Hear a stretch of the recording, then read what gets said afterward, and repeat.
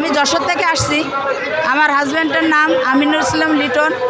2011 সালে ঢাকা প্রেস ক্লাবের সামনের থেকে র্যাবের আশরাফ উনি নিয়ে গেছে 11 সালে, কিন্তু তার কাছে আমাদের মোবাইল পাওয়া গেছে। তার নামে আমরা মামলা পর্যন্ত করছি, কিন্তু আমার সেই র্যাবের আশরাফে এখনও ধরা হয় নাই এবং তারে কেন ধরা হচ্ছে না এটাই আমার সরকারের কাছে আকুল আবেদন যে তারে ধরে নিয়ে এসে আইনের আওতায় আনা হোক। এবং আমার দুটো সন্তান ছিল, আমার এক সন্তানকে হারাই ফেলাইছি অভাবে, তারও নাই, আত্মহত্যা করছে। আমার একটা মেয়ে আছে, এবার এসএসসি পরীক্ষা দিছে। আমার আইবার কোনো লোক নাই।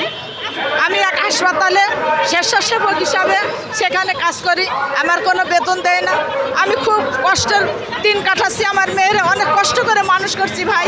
তাই আমার সরকারের কাছে আবেদন আমাদের একটা চাকরির ব্যবস্থা করে দেওয়া হোক এবং যতদিন আমার স্বামীরা না পাওয়া যায় ততদিন আমাদের যেন একটা আয়ের ব্যবস্থা করে দেওয়া হোক এবং ক্ষতিপূরণ দেওয়া হোক এবং আশরাফের যেন ফাঁসি দেওয়া হোক, এটাই আমার সরকারের কাছে আবেদন।